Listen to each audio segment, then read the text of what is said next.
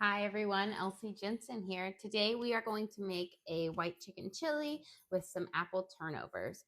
So let's start by, we're going to kind of snip up our chicken here, season it up, and we're going to pop it in the oven to kind of cook so we can shred it and add it into our chili towards the end. I'm going to just use my kitchen shears here, and we're going to make a bunch of little slits down the side. This is going to allow the spices and all the great flavorings to kind of permeate it, and it's going to help it cook up a little bit faster, especially since this is a ginormous piece of chicken. We are going to drizzle a little bit of Worcestershire over it. That's going to give it kind of cut through the fat, make it nice and tender and delicious. And then I kind of want a little bit of a smoky flavor on it. So we're going to add a little bit of liquid smoke, just a little bit. I always pour it in my cap first and then pour it over so I don't go too heavy handed on it because it does have a lot of flavor. And then we're going to sprinkle it with some oregano.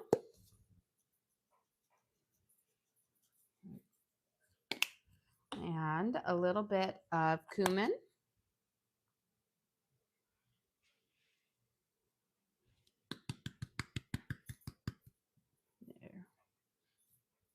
There we go. Want to make sure it comes out. Some onion powder. And then a little bit of ancho chili powder. And then a little bit of garlic salt. And then we're going to just drizzle it with a little bit of olive oil and we'll squeeze a little bit of lime juice over it. But I like to season it up, make sure it has lots of flavors kind of going into the oven so that the chicken just adds more flavor to our dish. So we're going to drizzle it. Oh, my dog. He is always, I swear.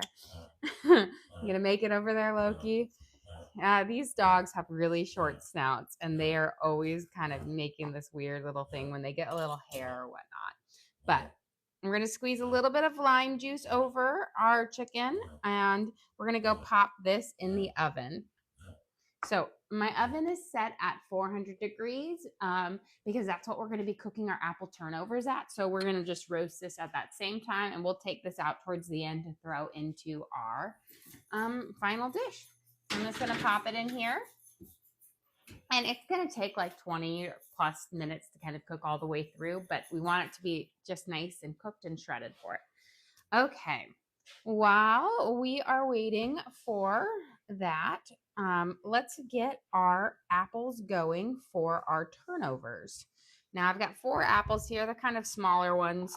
You could do 3 large ones as well, but we're going to kind of cut them in half. And let me grab my good knife over here. And then we'll core them, peel them, and slice them up. So let me get all of these guys kind of cut in half first. And these are pink ladies, which I love using pink ladies, both for eating and for baking. They are a firm and kind of a tartar apple, so they work well. A bit sweeter than Granny Smith, so you don't need quite as much sugar in them. But I think they're great ones for like that dual purpose.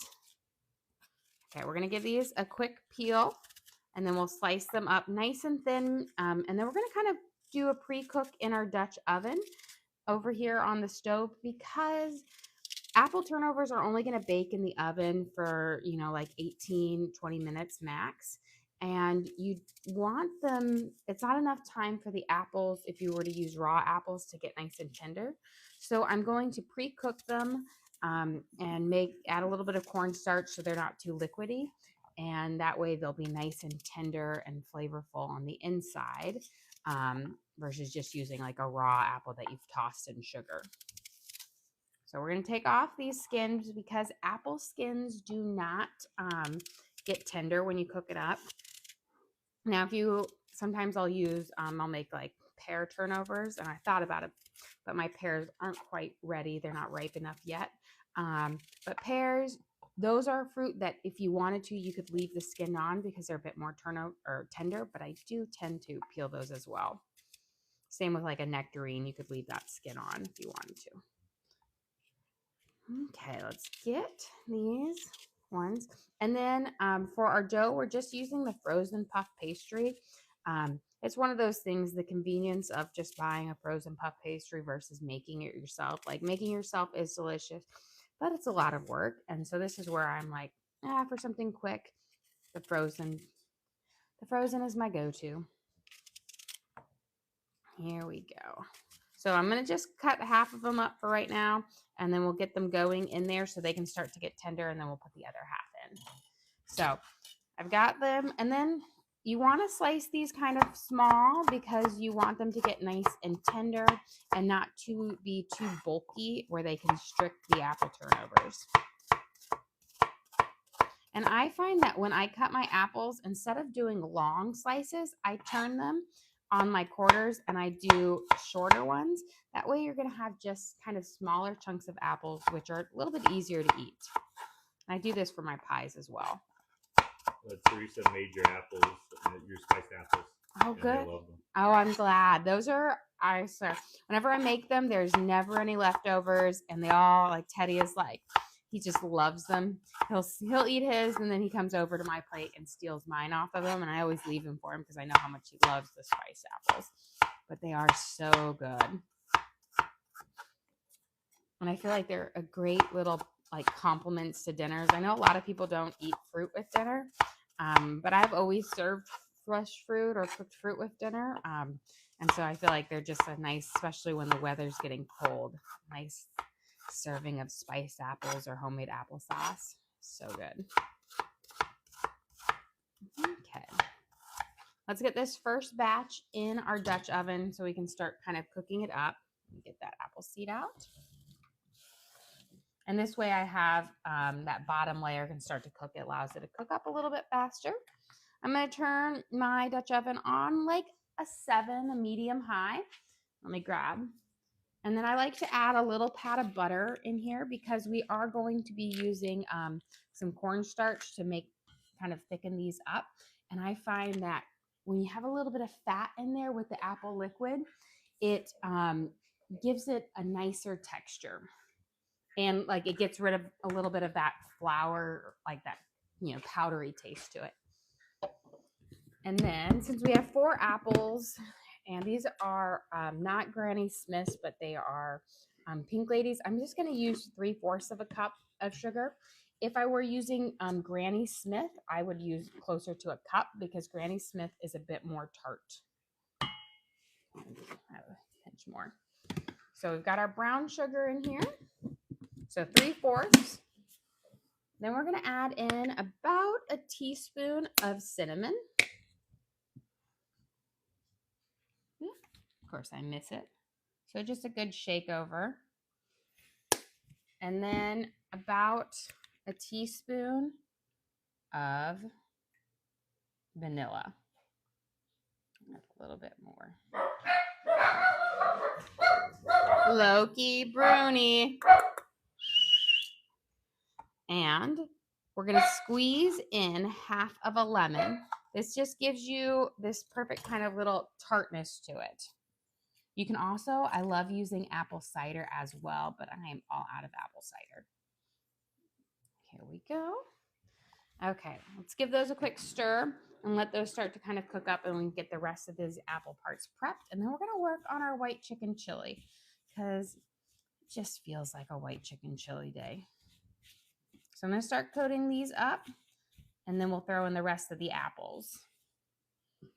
And I like to do for my turnovers, I like to make sure, it's well spiced in the middle because you do have a lot of that puff pastry.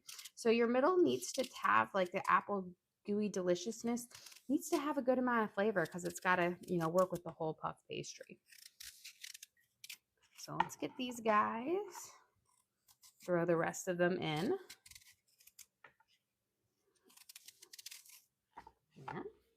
And then do it. 4 apples, my recommendation, Granny Smith is always a classic, easy to use. Pink Ladies, I think, are great ones because you can use them both for cooking and for eating because I feel like they're a little bit nicer to eat. Avoid like Red Delicious. Those apples tend to get really mushy when you cook them up, and they're just not the right flavor profile. Here. And we'll get a little bit left on here. I used to have one of those apple cores and peelers where you like pop the apple on and then you crank it up. I used to use it when I used to teach little kids. I used to always have it in my classroom and we'd use it to make homemade applesauce in the classroom. Or like just to give the kids little apple snakes, as I always called it, because they kind of were like a ribbon of apple. And I said, they're always cute, but it doesn't take any less time to use. Can you go over what's all in the apples right now? Yes. So right now we added in about a tablespoon and a half of butter, 3/4 of a cup of brown sugar, a teaspoon of vanilla, and a teaspoon of cinnamon, and half a juice from a lemon.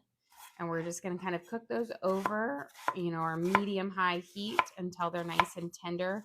Then we'll throw in our a little bit of cornstarch to thicken it up because you don't want it too runny or you'll get more of a soggy turnover.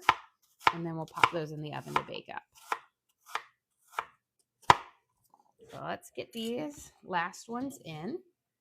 And I've got 4 apples in here, 4 Pink Lady apples that we have peeled and kind of sliced up nice and thin. There we go. I'm going to just make sure I coat them up with that lovely kind of sauce that's forming.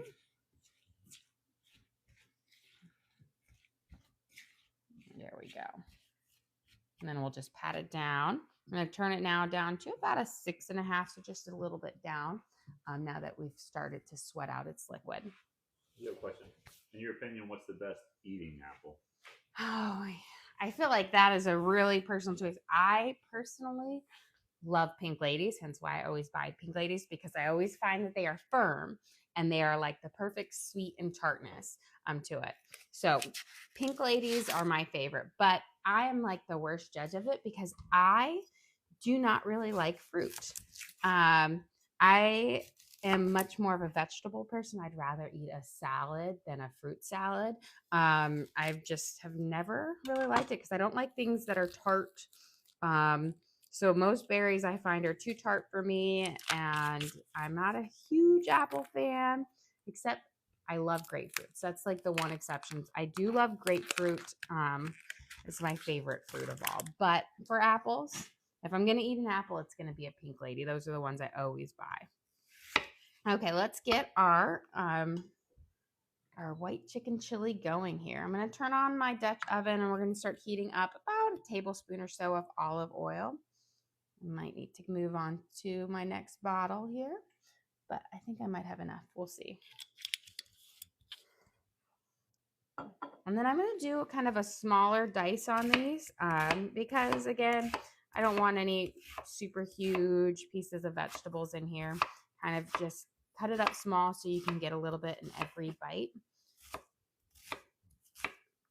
And I remember the first time I had white chicken chili, I feel like I was in elementary school, 5th grade. My mom had gotten this cookbook from somebody. It was like a gift, and she opened up and she made it. And I was never a big fan of chili, like regular chili at the time, but I had this and I absolutely loved it because I like a Great Northern bean or a cannellini bean a little bit nicer than the kidney beans or pinto beans. And so I feel like this is a great one for those who don't really care for beans as much because these beans are much more mild in them. But I remember her, and then I made it a couple of times after because she taught me how to make it. And I feel like it was in this like 1,000 soups recipe book that she got her first thing. And I've tweaked it over the time to make it exactly how I like it. But it has been one of those things, a recipe that has been with me for a long time. And it's kind of modified from something I had growing up. Let me mix this in. Now, I do not make my spicy because, again, I don't like a lot of spice in there. So I kind of sub out some of like what would be jalapenos for a mild pepper. I'm going to grab a little bit more olive oil here. I'll put it in here.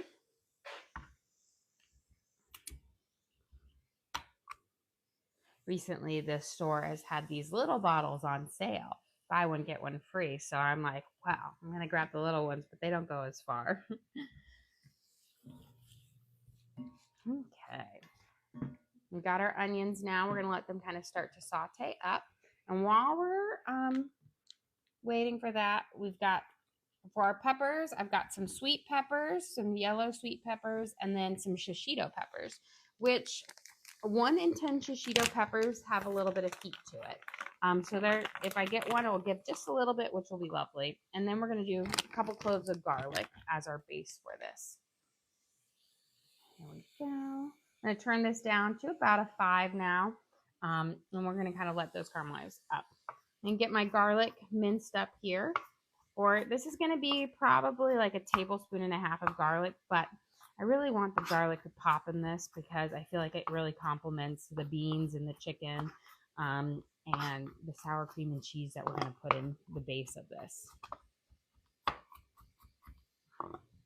So we'll mince this guy up.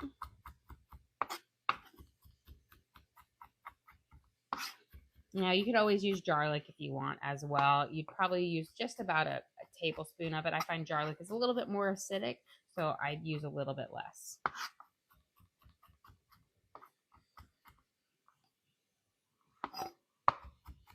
There we go. And just nice and fine over it. And then we're going to give our apples a little bit of a stir. They've got a nice little rolling boil going on as they are going to get nice and tender. That onion is getting me. Okay. You can see they're starting. I've got a lot of them starting to get a little bit more translucent, which means they're kind of getting darker in color. They're not as like white and opaque. Once I've got like a majority to that nice kind of translucent, that's when I know that they'll be ready to put into the puff pastries. There we go. While we're waiting, let me clear this up over there and then we'll finish up chopping up some of our peppers. And I'm going to have to start rolling out our puff pastry here in just a little bit. Get it ready to stuff with our apples.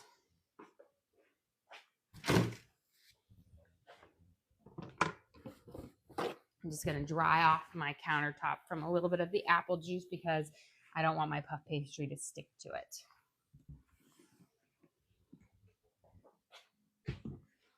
Okay. Let's give our onions a little stir here. And then got my garlic. Once my onions get a nice caramelization to it, then we'll throw the garlic in. But I want my onions to have just a minute or two by themselves in the pan to allow them to really get a nice caramelization, bring the sweetness out, which will be nice with the chicken.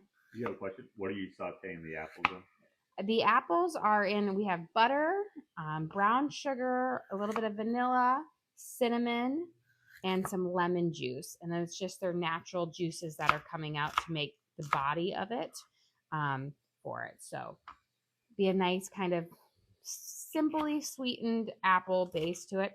I find my favorite kind of apple base is just cinnamon. I know you can add, ginger and cloves and nutmeg and allspice and all those things, but I just like a simple cinnamon.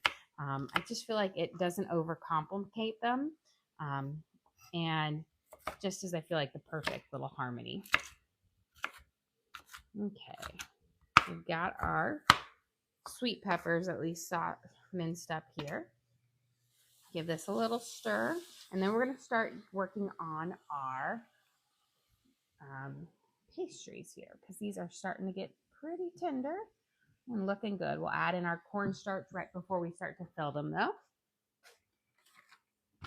So I have my puff pastry that I took out a couple hours ago so it can get to room temperature because you can't just take it out of the freezer right away or it'll be rock hard and you won't be able to work with it. So now with the puff pastry, you've got to roll it out some. You can't just leave it at this thin or at this like thickness or it will be way too thick on your strudels or your turnovers. So just roll it out a little bit to thin it out. That way it's just not too thick.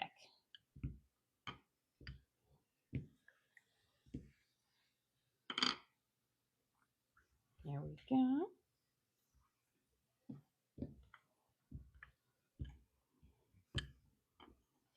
Perfect. Now that our apples are looking pretty good, I'm going to add my cornstarch in.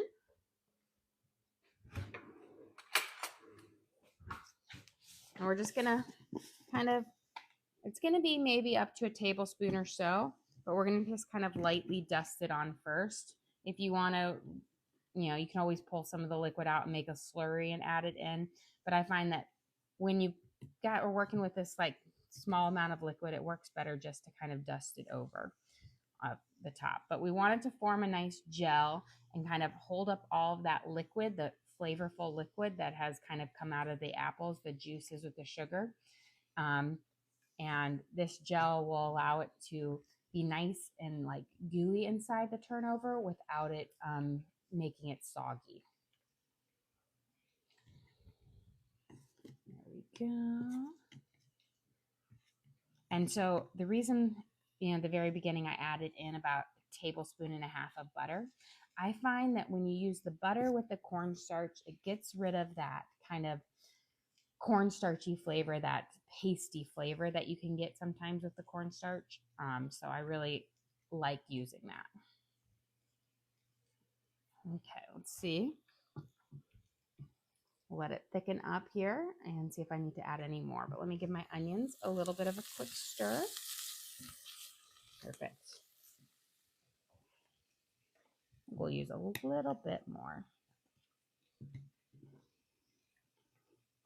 And just again, sprinkle little by little until you get the right consistency. You don't want to put too much in there. I think we're getting there.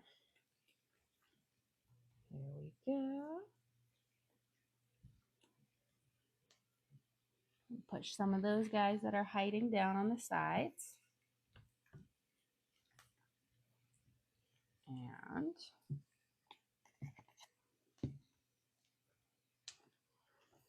And don't dump it all in at one time either, because you don't want, if you dump it all at one time, you're more likely to get it to congeal together into kind of like a ball. And once it goes into a ball, it doesn't really ever dissolve. Okay, I think this is good.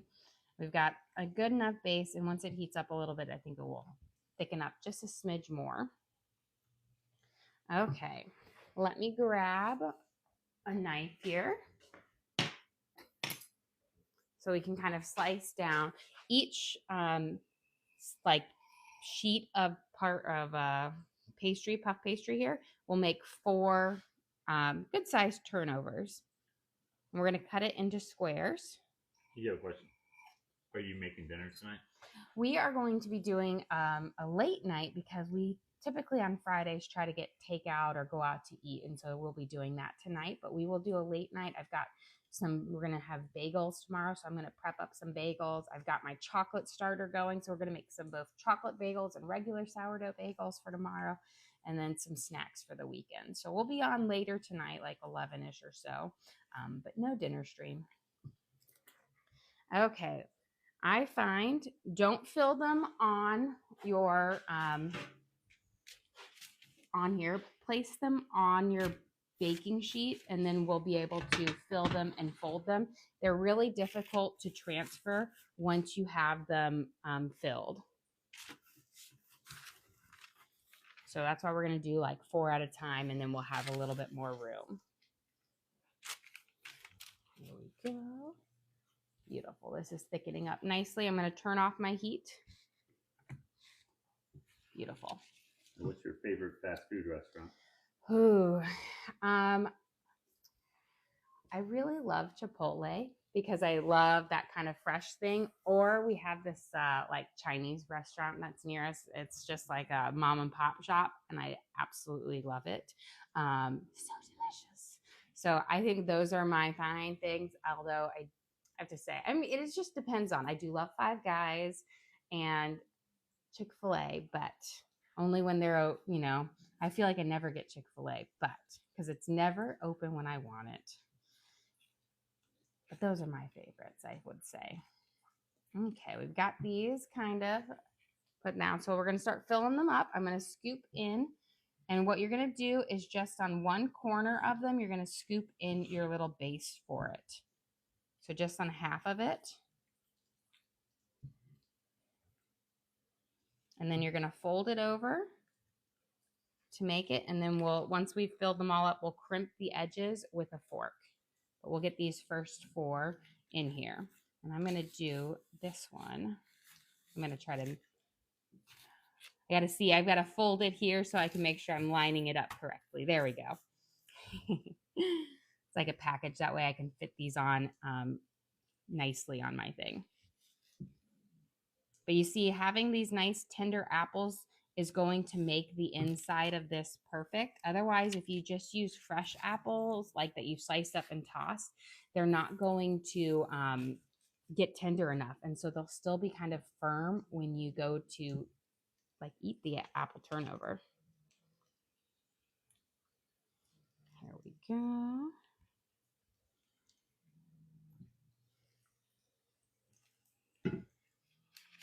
Get that guy. And I will say, don't overfill with apple either, because it kind of weighs down your puff pastry and it will make it a little bit more challenging to like for it to puff up, and you're more likely to get an ooze out. Here we go.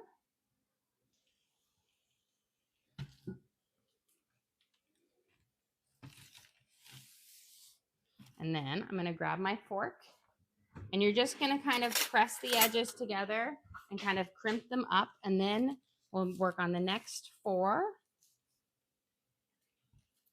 This is going to kind of seal it together, and then we will make a slit in them, and then we're going to brush them with a little bit of like an egg wash, and that's going to give you that nice little shimmer on them.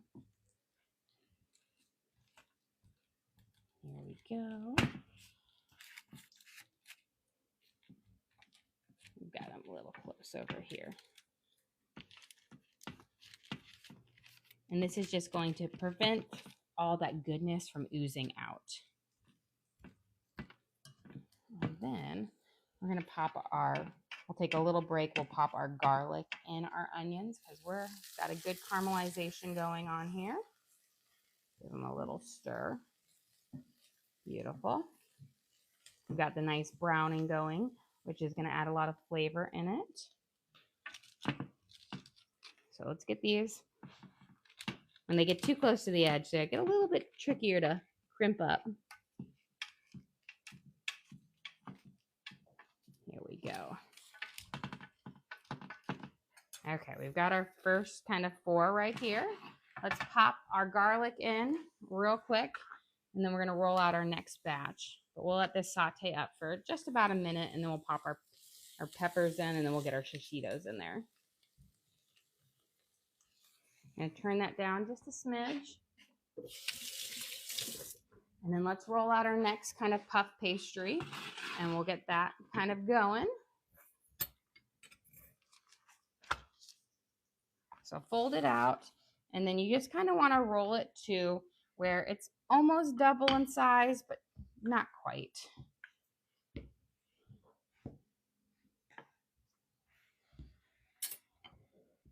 we go.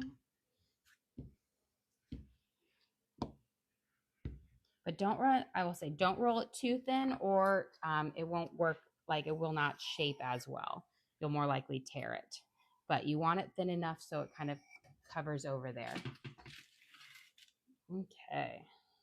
Let's get these guys on here. And we'll start filling them. We'll brush them, and we'll get them cooking up. Here we go. Yeah, question. Is a 1 hour thaw for the puff pastry okay? A 1 hour should do well. They always say a minimum of 40 minutes. I always kind of take them out, like an hour to a little bit before. And even if it defrosts all the way, you can pop it in the refrigerator to keep it like thing, because you don't want it to get room temperature too warm, because then it's won't be like firm enough to work with. They'll get a little too kind of soggy here. Okay. Get these last two prepped up.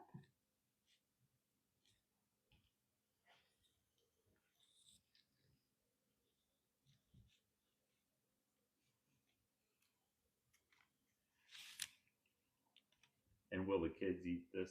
Oh yes, these are I will say Torn and my husband's favorite. And then the white chicken chili they'll love as well. I will say it's a very mild chili, so it's not too like overpowering or strong in spices. I'm gonna throw in my sweet peppers now that my garlic's had a chance, and then we'll finish up our last one. I'll get these guys kind of going. Here we go. We've got our sweet peppers going in, and then we'll slice up after we're done with our pastries. We'll slice up our taquitos and get those in. Let's see. Let me rotate this, and let's get our last one.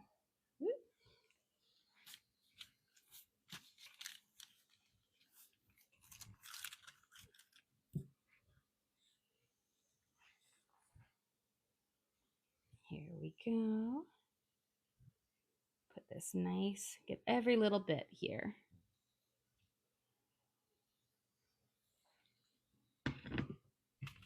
And this is kind of like a cinnamon caramel apple filling to it because that butter and that brown sugar is just going to be such a nice, rich kind of coating on the apple, which is just, I feel like, so delicious.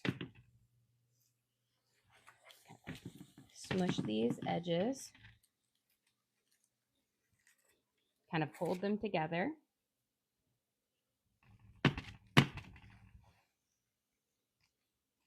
Here we go. Now, and you just have to do it on the sealed part because this is what's kind of preventing any of the apple bits to ooze out. You're still going to get a little bit of residual ooze out, but this holds the majority of the base in there. Let's get this guy. Yeah, what's a good use for the leftover filling? You could drizzle that over ice cream. So I feel like a puff pastry would taste great with some vanilla ice cream, and that drizzle is almost like an apple caramel. We're going to do just a little kind of slit in each one. This is going to allow the steam to kind of pop up out while it bakes, so that you don't pop your puff pastries. And then we're going to brush them with a little bit of an egg wash. So I'm just going to put my egg in here with about a tablespoon of water, maybe a little less. And then I can actually use this fork. And we're going to whisk it up, and then we'll brush this over. This is going to give you that like shine on your puff pastry. Otherwise, it will have a very dry look to it. This gives you that bakery finish. And so it's just one egg mixed with about a tablespoon of water, or between a teaspoon and a tablespoon. And then you're just going to brush this mixture over the top of your puff pastry. There we go.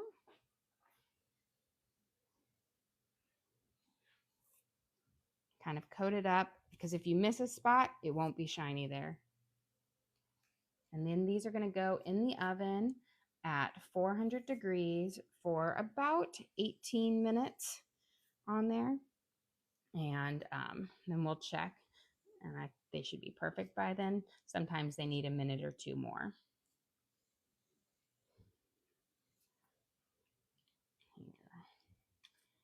But rolling them out thin allows them to cook up a little bit nicer and a little bit more evenly. Okay, and then, so I don't have too much burnt caramel on, I'm just going to wipe up any of this little apple drizzle that just slithered out. Let's go pop these guys in the oven to bake up. So 400 degrees for, we're going to do about 18 minutes. Check in there. I've got my chicken in here, and we'll take a kind of a quick peek at it. But I'm just going to slide it down so it can continue to cook until we're ready to throw it in there.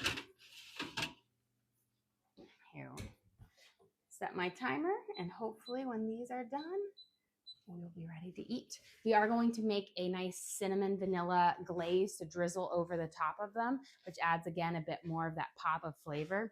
You could probably honestly incorporate this caramel sauce in a glaze, and that would actually probably be delicious as well. Could you just sprinkle cinnamon sugar on the top? You're gonna want a little bit of base because the cinnamon sugar wouldn't necessarily hold well. Like you could brush it with a little bit of butter and do that. You could definitely do it. For me, I feel like puff pastries have always got that little like drizzle of glaze on them. Okay, give this a good stir up. I'm gonna turn it to a 4 now. Let's get our shishito peppers. I'm using these in place of jalapenos so that I don't have too spicy of it, but you could also use a poblano or whatever really pepper that you want. Shishitos are nice because only 1 in 10 are spicy. And I bought a bag of it the other day, and I used some of them to make a lo mein. So I'm just kind of using up the rest of them. And I was like, oh, they'll go perfect in my chile.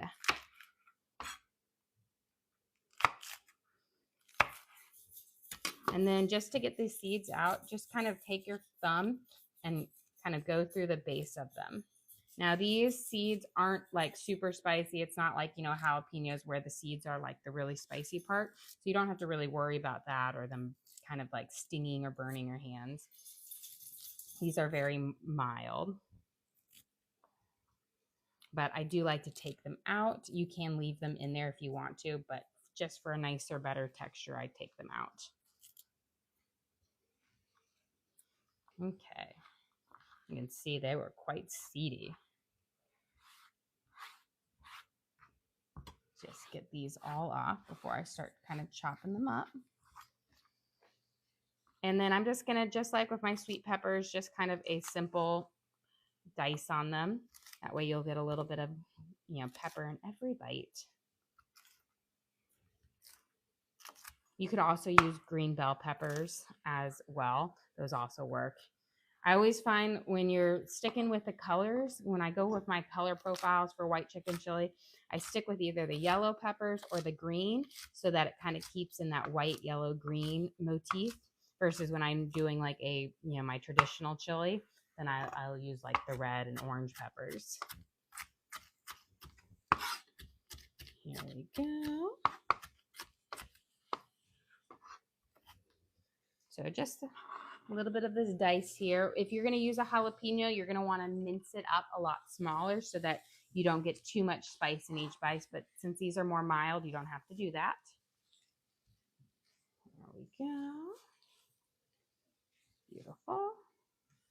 And then we're going to start adding in our spices, and then we'll add in our broth and then our beans.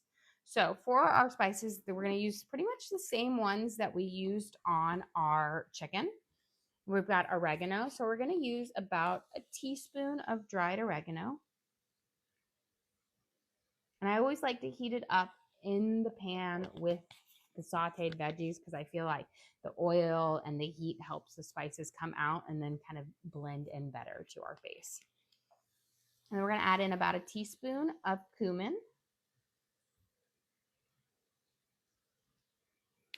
This is going to give it a nice earthy flavor to it.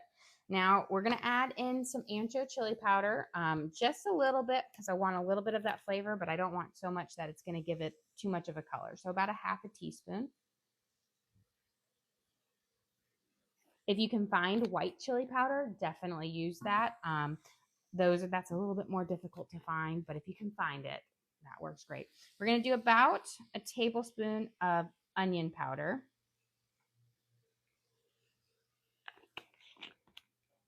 And then we'll do a little shake over of our garlic salt, but we are going to be using some chicken bouillon here in just a second. So just a smidge, like a half a teaspoon to a teaspoon. We're going to let all these spices kind of heat up. There we go. Let them bring out their flavors. And then we're going to add in our broth and our beans, and then once our chicken's ready to shred, we'll add it in there. I'm going to actually add in my beans first after I rinse them so that I can see where the base is because I don't want to add in too much chicken broth or water because I don't want my chili to be too runny.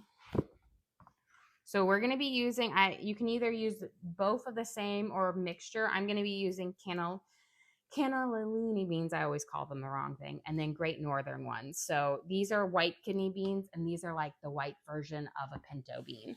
And I find that they are delicious. And I like the mixture of them both because when I eat a traditional chili, I kind of have the kidney beans and the pinto beans. So.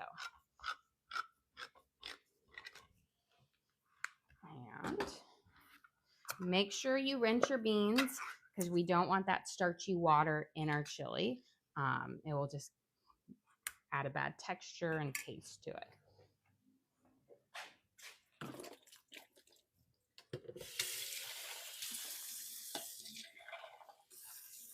There we go. Give them a good rinse.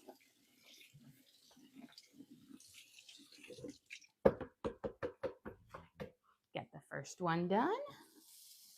And then we'll do the second one.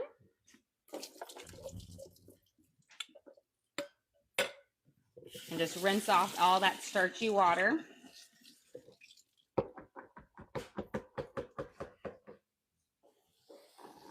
And we'll add them in there. And you can see they're just slightly different sizes. The cannellini bean is slightly bigger than the Great Northern one, which gives you a little bit of both, kind of the size and texture for it. Okay, let's coat our beans up with all of our seasoned base here. Beautiful. And then I'm going to add in just enough liquid to kind of cover up the beans with it. We are going to be adding in some sour cream and cheese as well, but you don't want it to be a soup. You want it to be kind of a thicker base for it. So I'm going to use water with a scoop of chicken bouillon. So I'm going to just pour in, I think it's going to be about 2 cups, but I never know until I've got the liquid in here. Do you ever make navy bean soup? I have a couple times before. I will say my family isn't as keen on beans. Now, my parents and I, and then my little boys love beans, but my middle one. So I don't do it as often, but I might have to whip it up here soon because I do love a good bean soup. There's just like, you can get this like 15 bean package of dried beans, and I make the best soup with it. Oh, it's so good. Okay, so I have just enough kind of liquid here to cover up my beans. You can just see them peeking through at the top. So I used about 2 cups of water there. And then we're going to put a scoop of our chicken bouillon in here to season it up. And then we're going to grab our chicken out to start shredding it. And then we've got to grate up some cheese and make a glaze. And we'll be kind of towards the end. If I can, oh, there we go. If I can open my bouillon.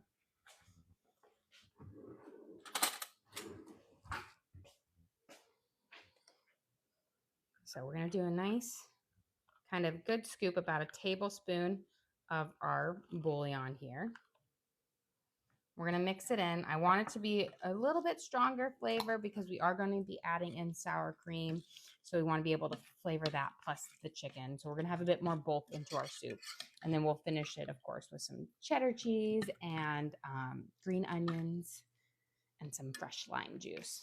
So let me give this a quick stir. And then I want to see where our flavor's at if I want to add anything else in. What is chicken bouillon? That is essentially like chicken broth, like a thing that has been reduced down. So you kind of make it with like cooking up like the chicken, the carcasses and whatnot, and you make it down to a really like paste of a, like a reduction. Perfect. Okay.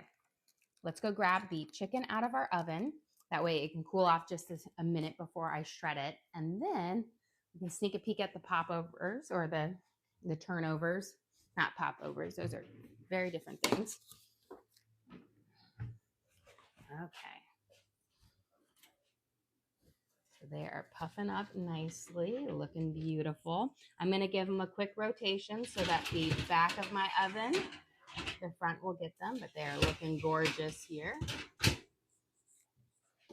Perfect. And then we'll make a glaze for them. But here is my ginormous chicken breast that I have cooking up, that we seasoned with all the same great flavors that we have in our soup. We're going to let it sit there and kind of cool off for just a second. While we're doing that, let's go make our glaze for our turnovers.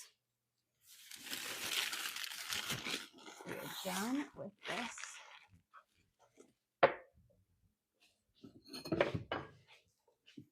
So I've got my powdered sugar, and this is just my simple, basic, super easy glaze. Let me grab my cream out of the fridge. So we're going to just start with our base, about 2 tablespoons of like heavy whipping cream.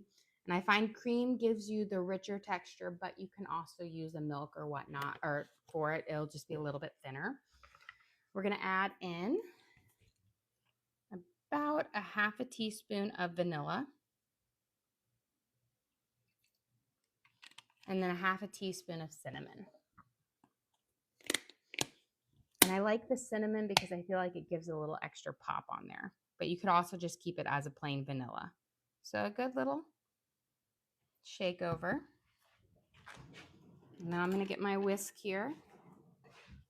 Kind of whisk those together. And then we're going to add in our powdered sugar a little at a time until we get the right consistency, enough that it can drizzle over our things, but it's not too thin that it just completely runs off.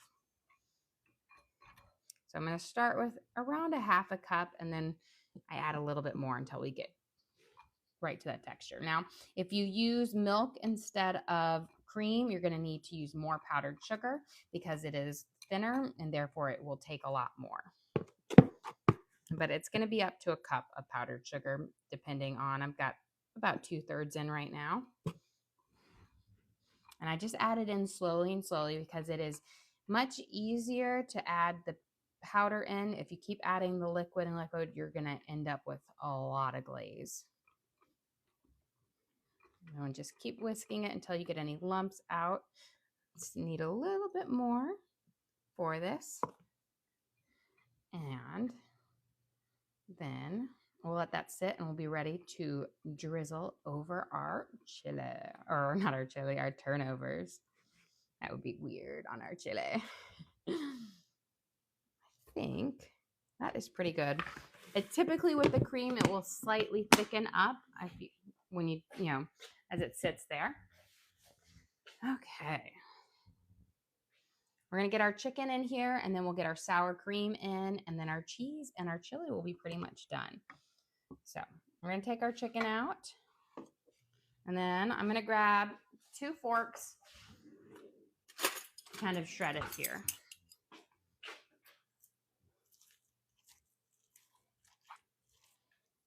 I know I have technically somewhere in my house, I have these bear claws that my mom got me to shred chicken. I need to find them. They'd be great for this, but you don't need fancy bear claws. 2 forks work well. And I will say it shreds nicely because I made these nice little slits in the chicken so that it kind of just cooks up really well. And again, we season this with oregano, cumin, a little bit of onion powder, ancho chili, garlic salt, little liquid smoke, some Worcestershire sauce, and some lime juice. Everyone always asks how you grab pans that aren't they hot? It's not too hot. That's pretty hot. Yeah, it doesn't. I swear my hands, they can like pick up lava and hot coals. You know, they're cooking calluses. When you're so used to cooking, you grab lots of hot things, even momentarily. Although, you know, my children say I take like molten hot showers and I wash the dishes under the highest temperature. And it is true. I do use the highest temperature. We got to kill all those germs. You know, you just get used to it. I guess I like things, you know, really hot. Here we go. So we've got our chicken here pretty much at it. And can you believe how much chicken came from just one chicken breast? It was a huge chicken breast. I don't know if we got like the Godzilla chicken here, but it was huge.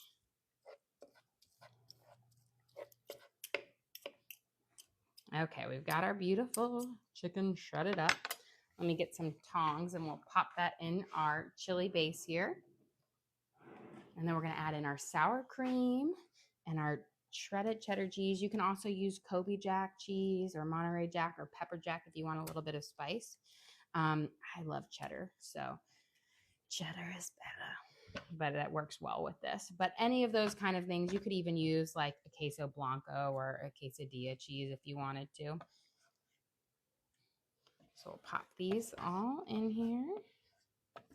Get all of this deliciousness in.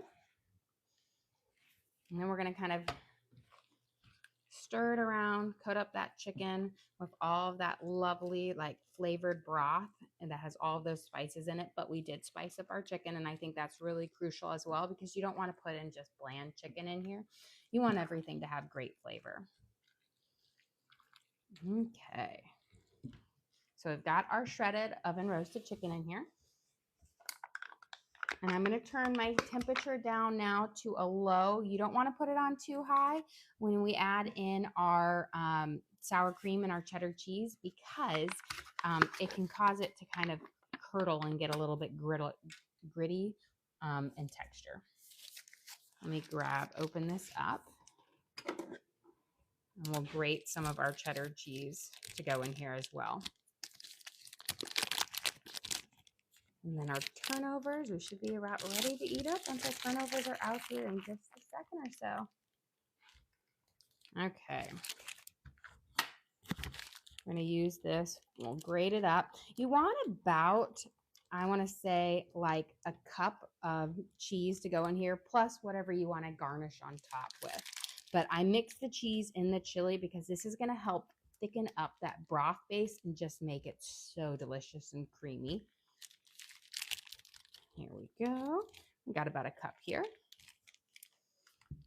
I can't give you the whole block. Got to feed the cameraman. There's a small chunk. He's very sad. I'm not giving him the whole block of cheese. Here we go. Okay, let me grab a spoon for my sour cream. We're going to mix that in there because we've got less than a minute left on our turnovers. We're going to put in about a half a cup of sour cream. You have a question? Is this recipe posted? We will post our live on the link on our page, so you can always recreate from there. So we typically get it up after the stream, a few minutes to an hour or so, and it should be up there ready for you guys to cook along with me again. Okay, got your sour cream mix in there, and you can see how it gives the broth a really creamy base for it. Then we're going to add in our cheese, and this is going to help thicken up that base to it. So we've got our cheddar cheese in here. And again, I like to stick with a white cheese on there, white cheddar or a Monterey Jack, Kobe Jack, like the lighter fares. Okay, we've got that mixing. I'm going to nice and low. Let's grab our turnovers out of the oven here. They should be a nice kind of brownish, golden brown color for them. Beautiful. My lobster claw under there. Look at them, beautiful golden brown. You've got that nice little, wherever the egg was a little bit thicker, you get that nice darker kind of shiny brown like you see on a brioche or whatnot. I like to mix when I do my egg with water to give it a lighter color. If you leave your egg a full one, you'll get a darker brown. But we'll drizzle these with our glaze. We just need to let them sit for about 2 minutes to cool off just a little bit, because if you put the glaze on while it's too hot, it runs instantly off. But there is our gorgeous apple turnovers. And we'll drizzle them in just a second when we finish up our soup here, or our chile. Have you always enjoyed cooking and baking?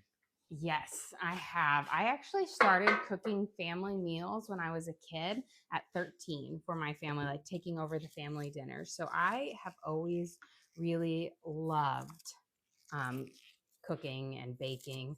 It was actually like one of those things, like my stress reliever. In like high school, my mom would always come home and be like, "Oh, did you have a rough day?" Because there'd be like 10 different baked goods sitting on the counter. And I was like, "Well, I feel better now." So I have always loved it. I've got some green onions here. We're going to cut them in. You always want to add your green onions at the very end so that they keep their like form and their bright, onion flavor to them. Chives also work well, or scallions. They're all in the same family. Here we go. And they add a pop of pretty colors. And that's what I say. When I'm using my vegetables in here, I try to stick with the same kind of yellow, green colors for a white chicken chili. Could you add the chicken drippings? You could definitely add the chicken drippings in there. I normally do. I probably just kind of moved along in there, but it adds great flavor as well in there for it. Okay, let's get I like to top my chili with some avocado. So we're just going to prep up our avocado, slice up our lime, and then we'll drizzle our sauce over our apple turnovers, and we will be ready to serve up lunch. Here we go. So I'm just going to peel off the skin of my avocado. And that way I can slice it up kind of nicely.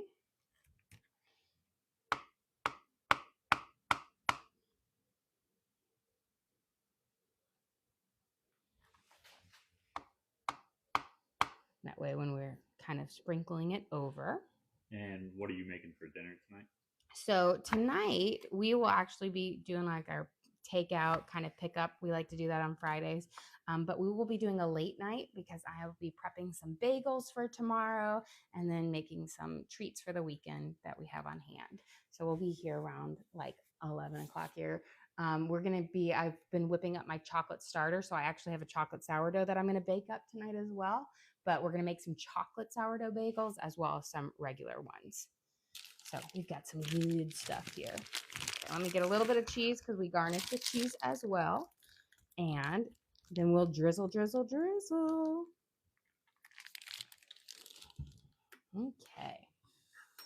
Let's slide this guy over here. Off.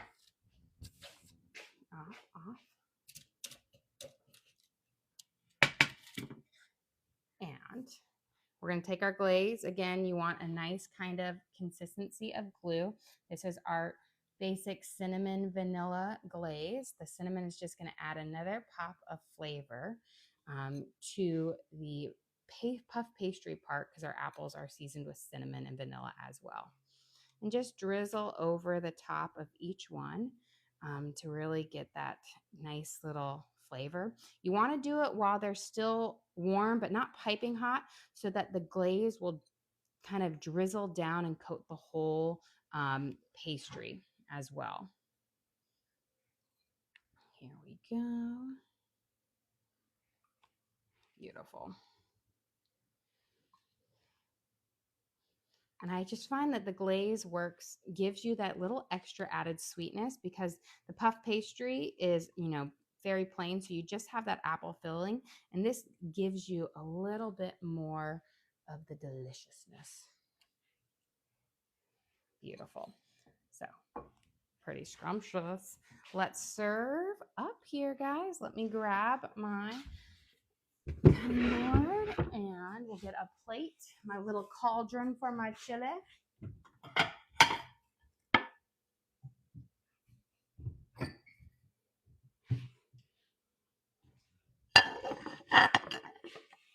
And I'll just have to make a little room over here.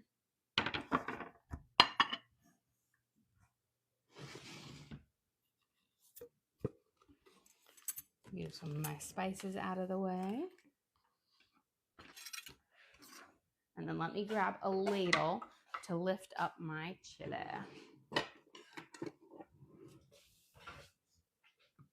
Okay.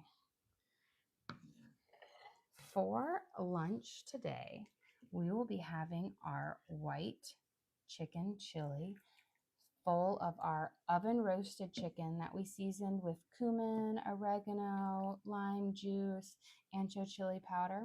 We've got great northern beans and cannellini beans in here. as well as a lovely kind of sour cream and cheese base.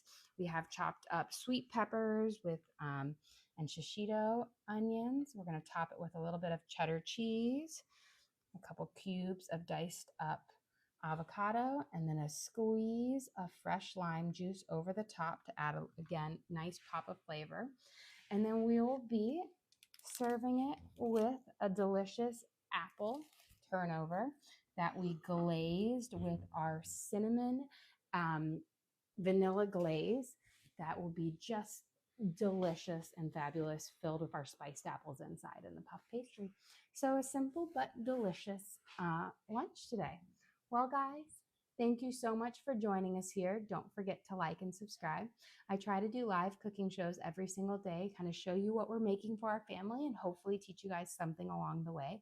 Again, we do upload all of our videos to the link on our page. So if you ever want to recreate any of these recipes, you can just go to that link and search for what we made. So we've got our white chicken chili and apple turnovers, and you can always watch and cook along with me again. We also have a link to our Amazon storefront that has all of our different cooking gear and gadgets in it. I've got my big baking sheets in there, my Dutch ovens, knives, cutting boards, all the different things that I use in the kitchen I have in there for you guys to check out. But again, thank you so much for joining us here. Don't forget to like and subscribe.